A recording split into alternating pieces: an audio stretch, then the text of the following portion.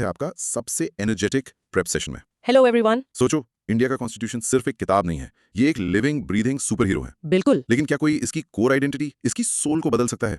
क्या ये पॉसिबल है? यही तो मिलियन डॉलर क्वेश्चन है। और आज हम यही पता लगाने वाले हैं। इस अमेजिंग जर्नी को शुरू करने से पहले एक छोटा सा काम कर दीजिए। हाँ, सब्सक्राइब बटन को फाइनल ओवर के सिक्सर की तरह हिट कीजिए। नोटिफिकेशंस ऑन कर लीजिए और कमेंट्स में रेडी लिखकर अपना जोश दिखाइए। एब्सोल्युटली। आज हम सिर्फ पॉलिटी नहीं पढ़ रहे हैं, हम कॉन्स्टिट्यूशनल डिटेक्टिव्स बन रहे हैं। हमारा मिशन है यूपीएससी के 12 सबसे इंपॉर्टेंट प्रीवियस ईयर क्वेश्चंस को क्रैक करना। हमारा लर्निंग मैप क्या है आज का? सिंपल लेकिन पावरफुल।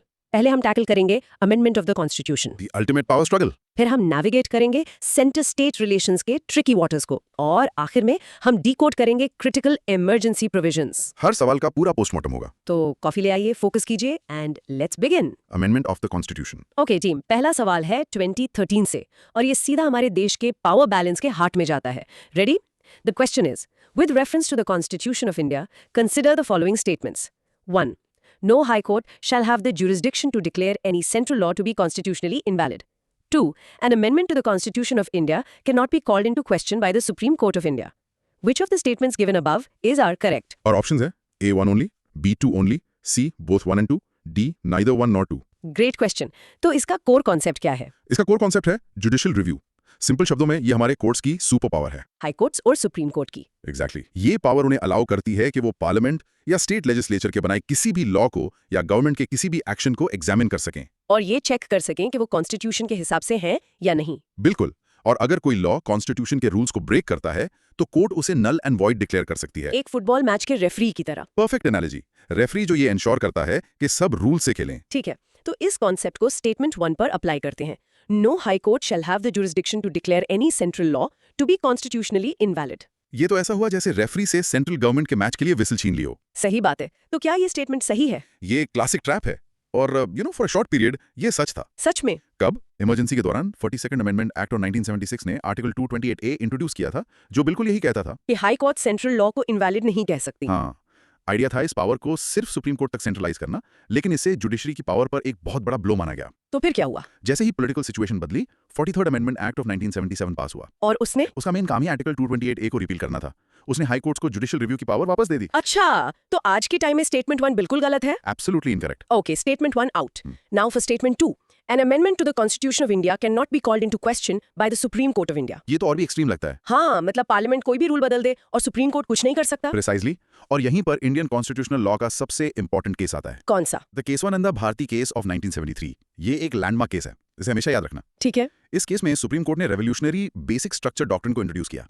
Basic structure doctrine. हाँ, कोर्ट ने कहा यस, पार्लियामेंट के पास आर्टिकल 368 के अंडर कॉन्स्टिट्यूशन को अमेंड करने की पावर है, बट ये पावर अनलिमिटेड नहीं है। मतलब एक लिमिट है। एग्जैक्टली। पार्लियामेंट बहुत कुछ बदल सकती है, लेकिन वो कॉन्स्टिट्यूशन के बेसिक स्ट्रक्चर या कोर फीचर्स को डिस्ट्रॉय नहीं कर सकती। और इस बेसिक स्ट्रक्चर का हिस्सा क्या है? इसमें बहुत सी चीजें हैं, जैसे supremacy of the constitution, federalism, separation of powers, और इस सवाल के लिए सबसे important judicial review itself. You got it. Judicial review खुद बेसिक स्ट्रक्चर का पार्ट है। तो अगर कोई अमेंडमेंट बेसिक स्ट्रक्चर को वायोलेट करता है तो सुप्रीम कोर्ट उसे स्ट्राइक डाउन कर सकता है। बिल्कुल। इसलिए स्टेटमेंट 2 भी कंप्लीटली इनकरेक्ट है। वाओ, तो दोनों स्टेटमेंट्स गलत हैं। इसका मतलब करेक्ट आंसर है डी, नीदर 1 nor 2। करेक्ट। इसका कोई मेमोरी हैक? जरूर। ऐसे याद रखिए, 42nd अमेंडमेंट एक विलन था जिसने जुडिशरी के हाथ बांधने की कोशिश की, और 43rd and 44th amendments hero बनकर आए और उन्होंने हाथ खोल दिए। परफेक्ट। और केशवानंद भारती केस वो अल्टीमेट गार्डियन है जो कॉन्स्टिट्यूशन की सोल यानी बेसिक स्ट्रक्चर को प्रोटेक्ट करता है। बहुत बढ़िया। Mini recap. दोनों स्टेटमेंट्स जुडिशरी की पावर को कम करने की कोशिश करते हैं, जो आज सच नहीं है, thanks to the 43rd amendment and the Kesavananda Bharati case. चलिए एक सेकंड सोचिए, recall the names of the 2 amendments. Done. Let's move on. अगला सवाल 2019 से। ये भी एक ट्रैप है, तो डिटेल्स पर ध्यान देना। Consider the following statements. 1. The 44th Amendment to the Constitution of India introduced an article placing the election of the Prime Minister beyond judicial review. 2. The Supreme Court of India struck down the 99th Amendment to the Constitution of India as being violative of the independence of judiciary. Which of the statements given above are correct? Options हैं A 1 only, B 2 only, C both 1 and 2, D neither 1 nor 2। ये एक classic UPSC move है। Amendment numbers को mix up कर देना। Exactly. चलिए statement 1 को dissect करते हैं। ये कहता है कि 44th अमेंडमेंट ने पीएम के इलेक्शन को जुडिशियल रिव्यू से बाहर रखा, जो कि इनकरेक्ट है। ये काम असल में 39th अमेंडमेंट एक्ट ऑफ 1975 ने किया था। फिर से इमरजेंसी पीरियड। हाँ, उस अमेंडमेंट ने कहा था कि president, vice president, prime minister और स्पीकर के इलेक्शन डिस्प्यूट्स को सुप्रीम कोर्ट में चैलेंज नहीं किया जा सकता। तो स्टेटमेंट में फैक्ट सही है, पर अमेंडमेंट नंबर गलत है। Perfect trap. बिल्कुल। तो 44th अमेंडमेंट ने असल में क्या किया? उसने इसका उल्टा किया होगा। Correct. 44th amendment act of 1978 में 39th अमेंडमेंट के इस कंट्रोवर्शियल प्रोविजन को रिपील कर दिया। और जुडिशियल रिव्यू की पावर को रिस्टोर किया। एग्जैक्टली। तो statement 1 is definitely wrong. Got it. अब statement 2. The Supreme Court of India struck down the 99th Amendment as being violative of the independence of judiciary. ये तो NGAC केस है ना? Spot on. ये statement absolutely correct है। The 99th Amendment Act of 2014 ने जजेस की appointment का तरीका बदलने की कोशिश की थी। हाँ, उसने कॉलेजियम सिस्टम को रिप्लेस करने के लिए एक नई बॉडी बनाई थी। The national judicial appointments commission NJAC। इसमें chief justice of India, 2 senior supreme court जजेस, यूनियन लॉ मिनिस्टर और 2 एमिनेंट पर्सन्स होने थे। सुनने में तो रीजनेबल लगता है। तो सुप्रीम कोर्ट ने इसे स्ट्राइक डाउन क्यों किया? 2015 के एक मेजर जजमेंट में सुप्रीम कोर्ट ने इसे अनकॉन्स्टिट्यूशनल डिक्लेयर कर दिया। रीजन क्या था?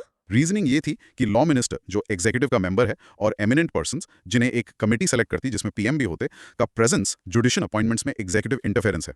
और कोर्ट ने माना कि independence of the judiciary constitution के बेसिक स्ट्रक्चर का हिस्सा है। और NJAC इस प्रिंसिपल को वॉयलेट कर रहा था। The basic structure doctrine strikes again. So सिर्फ स्टेटमेंट 2 सही है।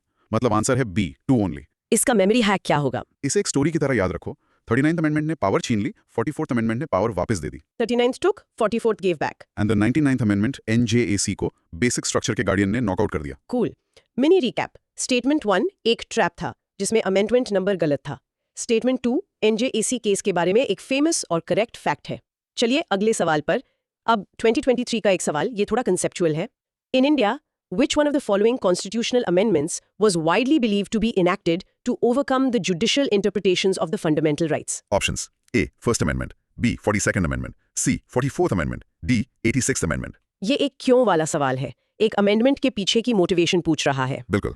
जब 1950 में कॉन्स्टिट्यूशन लागू हुआ तो कोर्ट्स ने उसे इंटरप्रेट करना शुरू किया, स्पेशली फंडामेंटल राइट्स को। और इन इंटरप्रिटेशन से गवर्नमेंट की पॉलिसीज में प्रॉब्लम्स आने लगी। हाँ, जैसे जब गवर्नमेंट ने जमींदारी सिस्टम अबॉलिश करने की कोशिश की तो लैंडलॉर्ड्स कोर्ट चले गए। ये कहते हुए कि उनका राइट टू प्रॉपर्टी वायोलेट हो रहा है, जो तब एक फंडामेंटल राइट था। एग्जैक्टली।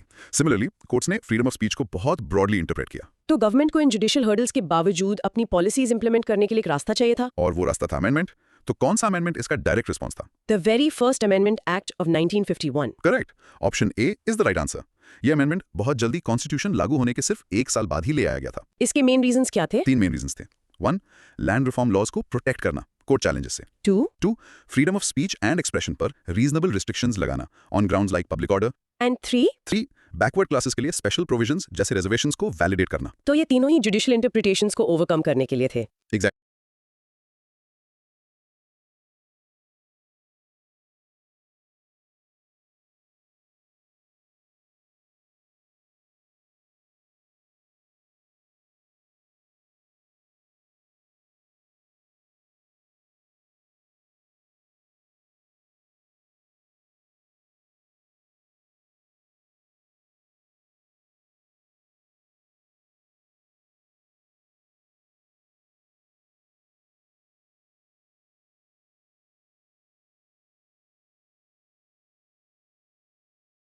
ठीक है, बाकी ऑप्शंस गलत क्यों हैं? 42nd amendment. The 42nd amendment 1976 को मिनी कॉन्स्टिट्यूशन कहते हैं। उसका स्कोप बहुत मैसिव था, सिर्फ एफआरएस की इंटरप्रिटेशन को ओवरकम करना नहीं। And 44th amendment? वो तो मेनली 42nd के कंट्रोवर्शियल चेंजेस को अंडू करने के लिए था। और 86th amendment? The 86th amendment 2002 ने तो राइट टू एजुकेशन को आर्टिकल 27A के तहत एक फंडामेंटल राइट बनाया। ये किसी कोर्ट रूलिंग का रिएक्शन नहीं था। Got it. सोर्स में ये भी लिखा है कि यूपीएससी ने ये क्वेश्चन ड्रॉप कर दिया था। But conceptually first amendment is the strongest contender. बिल्कुल। Memory hack time. सिंपल है, फर्स्ट प्रॉब्लम्स फर्स्ट सोल्यूशन। नए रिपब्लिक के सामने पहली प्रॉब्लम्स थी लैंड रिफॉर्म्स और free speech. And the solution was the First Amendment. Simple. Mini recap. The First Amendment was a direct legislative reaction to early judicial rulings on fundamental rights, making it the most fitting answer. Okay, अब 2024 से एक factual question. अगर details याद नहीं है तो ये tricky हो सकते हैं। The question is, the Constitution 71st Amendment Act 1992 amends the 8th schedule to the Constitution to include which of the following languages? 1. Konkani. 2. Manipuri. 3. Nepali.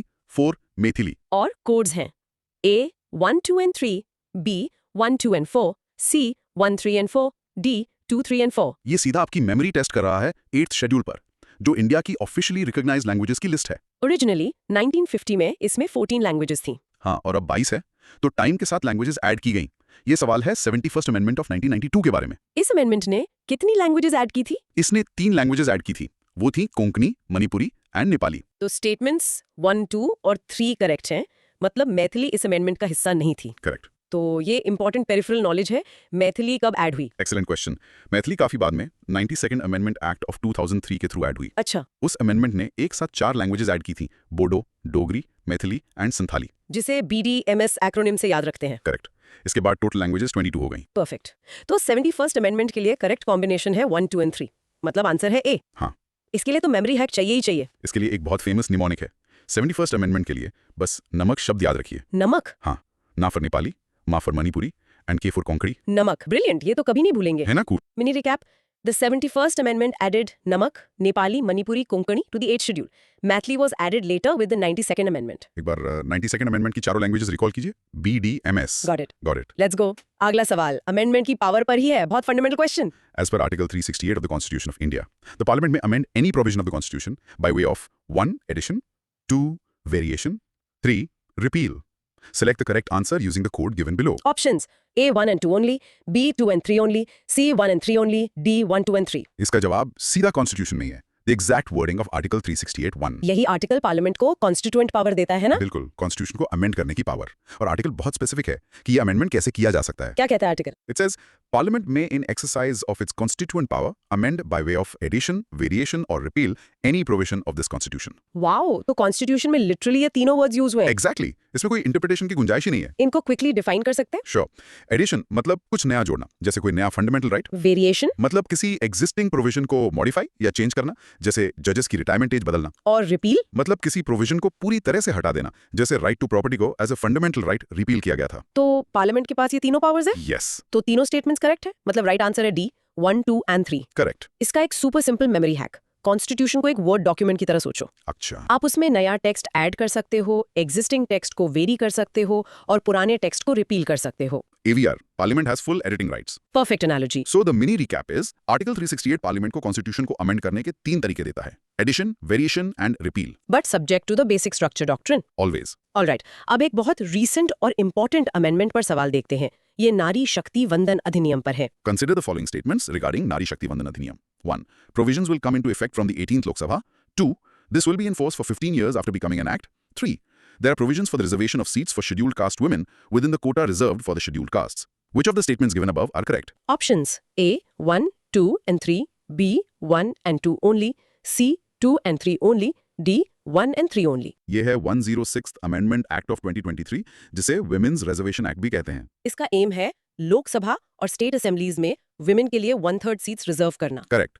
अब स्टेटमेंट्स को ब्रेक डाउन करते हैं। स्टेटमेंट 1 कहता है कि ये 18th लोकसभा से लागू होगा। क्या ये फिक्स टाइमलाइन है? यही सबसे कॉमन मिसकंसेप्शन है और ये स्टेटमेंट 1 को इनकरेक्ट बनाता है। अच्छा, एक्ट कोई फिक्स स्टार्ट डेट नहीं देता। वो कहता है कि रिजर्वेशन आफ्टर 2 कंडीशंस पूरी होने पर इंप्लीमेंट होगा। और वो कंडीशंस क्या हैं? फर्स्ट, एक नया सेंसस कंडक्ट हो और उसका डेटा पब्लिश हो। सेकंड, उस सेंसस डेटा के बेसिस पर एक डीलिमिटेशन एक्सरसाइज हो। डिलिमिटेशन मतलब कॉन्स्टिट्यूएंसीज की बाउंड्रीज को रीड्रॉ करना। एग्जैक्टली। और ये पूरा प्रोसेस कब कंप्लीट होगा ये हम नहीं जानते। सो इसे किसी स्पेसिफिक लोकसभा से लिंक करना गलत है। ये बहुत क्रूशियल डिटेल है। व्हाट अबाउट स्टेटमेंट 2 जो 15 ईयर ड्यूरेशन की बात करता है? ये करेक्ट है। एक्ट में लिखा है कि रिजर्वेशन 15 साल के लिए होगा और 15 साल बाद पार्लियामेंट डिसाइड कर सकती है कि इसे एक्सटेंड करना है या नहीं। Okay, and finally statement 3 about the sub quota for SC women. This is also correct. Act में हॉरिजॉन्टल रिजर्वेशन का प्रोविजन है। मतलब जो 33% सीट्स वुमेन के लिए रिजर्व है, उसी के अंदर एससी और एसटी वुमेन के लिए एक सब कोटा होगा, उनके पॉपुलेशन के प्रोपोर्शन में। यस, ये quota within a quota है to ensure representation for marginalised women. तो स्टेटमेंट्स 2 और 3 करेक्ट है। राइट आंसर है सी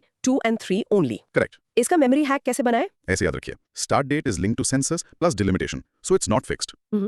The duration is 15 years and the reservation is inclusive with a quota within quota for SC/ST women. Not fixed, 15 years, inclusive. Excellent. Mini recap. Women's Reservation Act का implementation एक future census और delimitation पर depend करता है, किसी specific Lok Sabha पर नहीं.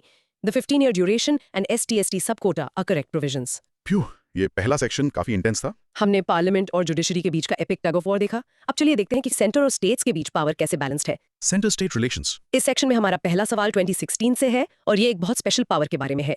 Question is, the parliament of India acquires the power to legislate on any item in the state list in the national interest if a resolution to that effect is passed by the Options: A. Lok Sabha by a simple majority of its total membership. B. Lok Sabha by a majority of not less than 2/3 of its total membership.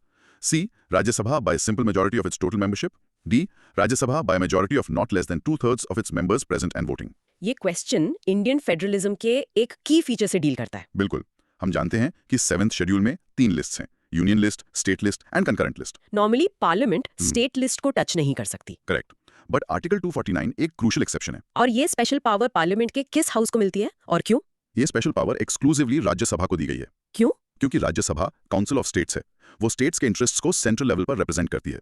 Logic तो simple है। हाँ, कि अगर states को represent करने वाला house ही permission दे तो parliament state subject पर लॉ बना सकती है। और आर्टिकल 249 कहता क्या है? वो कहता है कि अगर राज्यसभा एक रेजोल्यूशन पास करती है supported by a majority of not less than 2/3 of the members present and voting, तो पार्लियामेंट स्टेट लिस्ट के सब्जेक्ट पर लॉ बना सकती है। नेशनल इंटरेस्ट में। यस, इन नेशनल इंटरेस्ट। तो की वर्ड्स है राज्यसभा और special majority.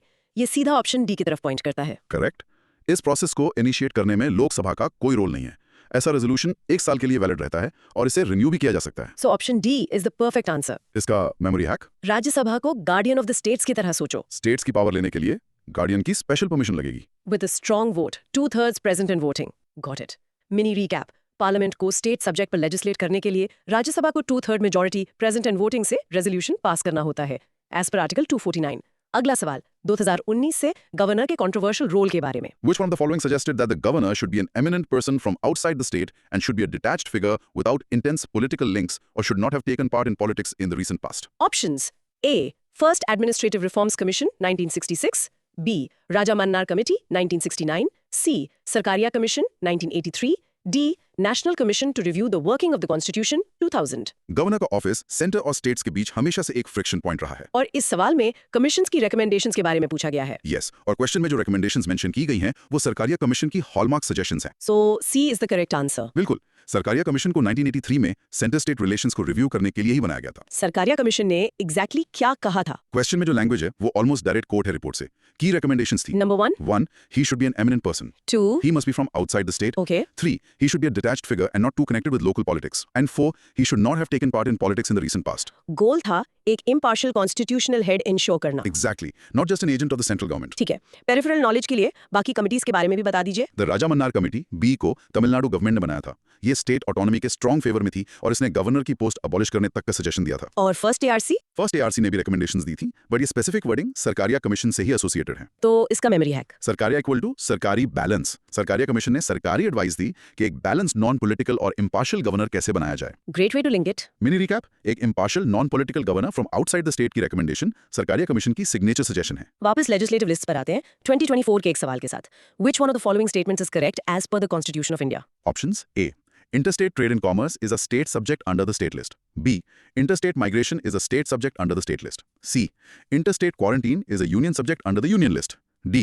Corporation tax is a state subject under the state list. ये आपकी 7 शेड्यूल की नॉलेज टेस्ट कर रहा है। या नेशनल इंपॉर्टेंस की है, वो यूजुअली यूनियन लिस्ट में होती है फॉर यूनिफॉर्मिटी। इस लॉजिक से ऑप्शंस चेक करते हैं। Option A, interstate trade and commerce is a state subject. Incorrect. India को एक सिंगल इकोनॉमिक मार्केट बनाए रखने के लिए इंटरस्टेट ट्रेड को सेंटर रेगुलेट करता है, ये यूनियन लिस्ट में है। Okay, A is wrong.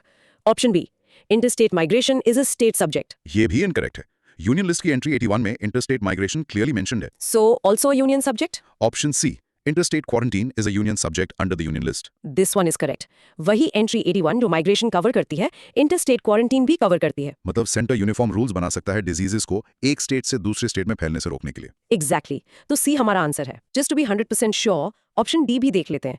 Corporation tax is a state subject. Definitely incorrect.